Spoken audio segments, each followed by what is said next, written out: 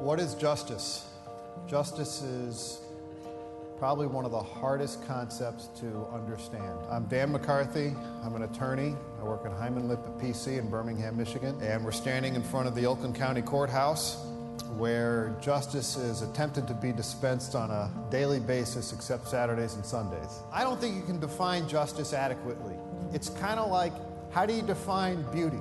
Your definition of beauty or your sense of beauty is going to be completely different from my sense of beauty. Justice is the fine line, the balance between good and evil. And justice attempts to find that balance and reward good and punish evil. It boils down to who's right and who's wrong. It boils down to who's the good guy and who's the bad guy. People come to court feeling that they've been harmed in some way, and they want the judge or the jury to even the score. And justice attempts to find the best way to even the score.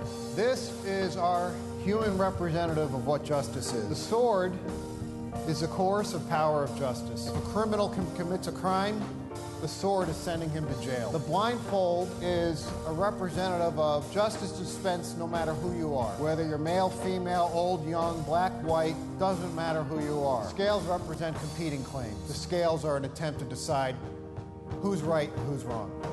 I have seen the entire spectrum of human emotion in this courtroom. I have seen people shout for joy when they've received a verdict of over $10 million in their favor. I have heard the shrieks of horror when a judge terminates a person's parental rights. At the end of the day, you're never going to truly know who's right and who's wrong. No one really knows for sure what truly is justice.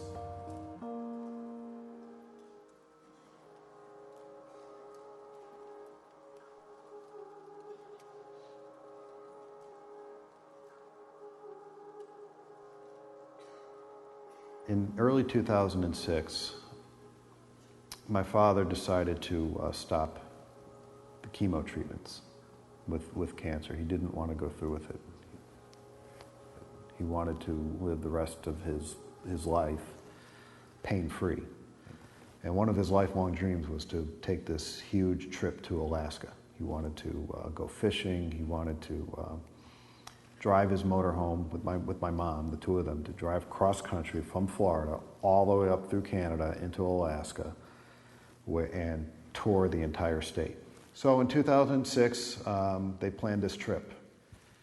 And then as the year progressed, he gradually started declining in health. And 2 weeks before they were to go, I got a phone call from my father asking if I would go with him. My mom, at the last minute, couldn't go. He really wanted to go, and he wanted to go with somebody, and he called me up and asked if I would go, and I said yes. I had to. There was no question. At this point in time, I had been going to Kensington for about 7 months now, and I wanted to believe. I really did, and I made a decision to believe, but there was still a part of me that was on the fence, you know. I was reading the Bible, and my father knew that. And again, he was just said, well, that's very nice, that's very good. That night, the night before we were set to leave, it was doubtful in my mind as to whether we were going on this trip. And I remember the hospice nurse coming over that afternoon, begging my father not to go. And he had a clear moment there, and he looked her straight in the eye and says, no way, I'm not going on this trip. Well, you're going to have to sign out of hospice. Fine, give me the paper. He signed his name out of hospice. He goes, I'm going on this trip. No one is going to tell me I can't go. I'm going on this trip. It was a Thursday night, and we flew into Anchorage. And that trip on that airplane was just, it was so fast in how he deteriorated. They needed a wheelchair to get him off the airplane. He could hardly walk. So I called 911, got him to a hospital, and they came and they brought him to this Air Force hospital. My father was in the Air Force. And the doctors are telling me, you know, sir, we got your dad, we'll take care of him. The best thing for you to do is go back to your hotel and just try to get some rest. And I just couldn't. I was just a basket case because was freaking out over this whole thing. Talking with my dad, it was like on a Tuesday afternoon. You know, Dad, do you think, you know, it doesn't, I don't know how much time you have left, and do you think you'd want to make yourself right with God? He says,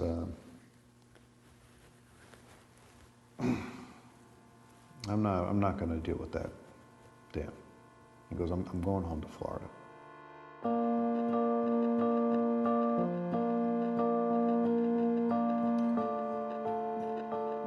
As a kid, I was into model rockets, and you know, my father was there to help me with that.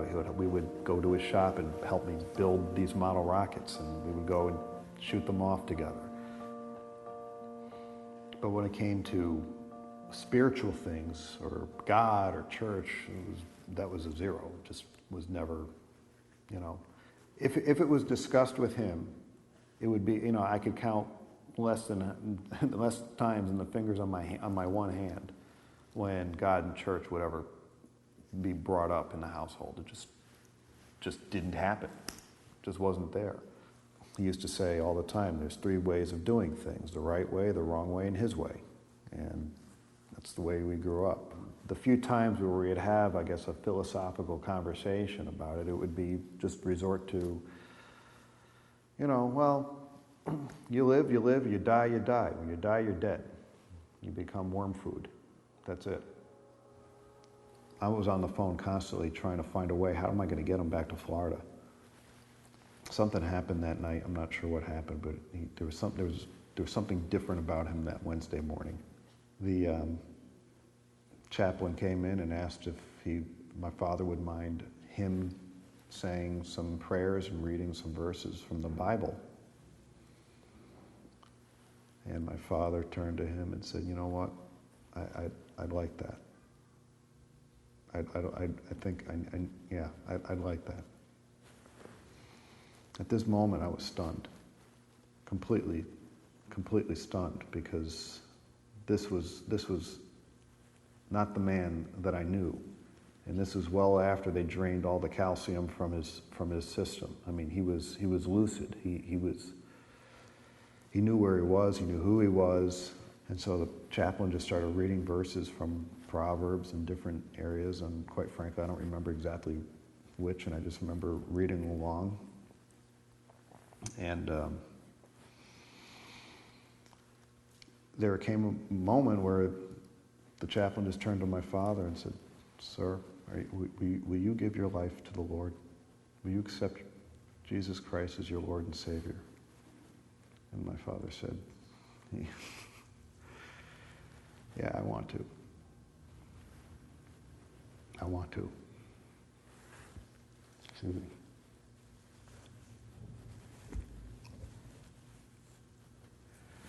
And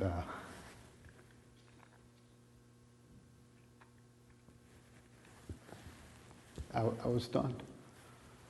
I remember chills coming down my arms. I remember feeling like electricity, physical electricity going through my body as I'm watching this at 2:45 in the afternoon. And I just sat there stunned, and I just couldn't believe it. And the chaplain said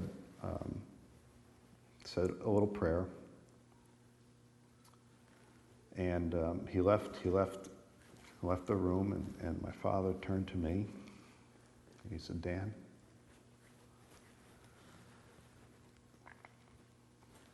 my dad was never a crier. I've never seen him, get emotional in my entire life, except for this one time. And he said, he had tears coming down his face, and he said, I know now that my way isn't always the right way. I'm sorry for putting you through this. And I'm sorry for making you, I hope, I hope you don't regret or resent me for the choices you made in your life. And I've always wanted the best for you. And I'm sorry for just for putting my needs first and my desires first. And I'm thanking you for bringing me here. And I'm thanking you for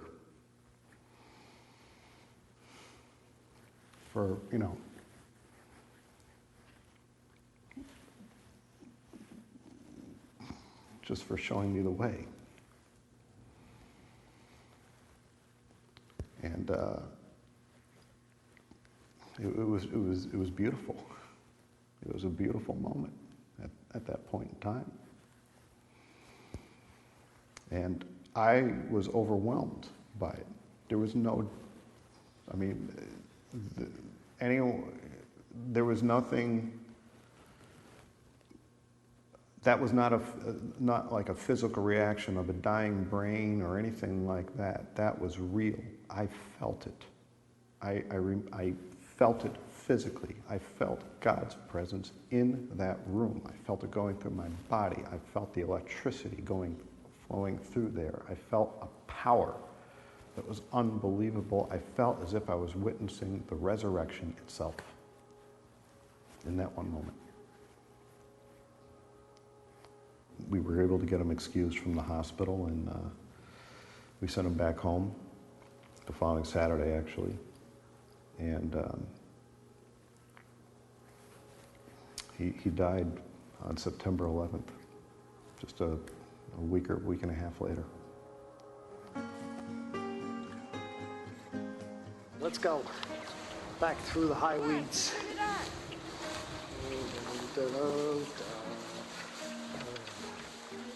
God was powerful enough to come to a man, my dad, who denied his existence his entire life, and still said, "I'm here for you." And he made his presence known. He has the rocket. He has the rocket. He does have the rocket. Yes, ladies and gentlemen, this is it. You asked for it here on the big screen, here on the big channel. As we go back to the house, let's go. God saved my father's life, and he saved mine.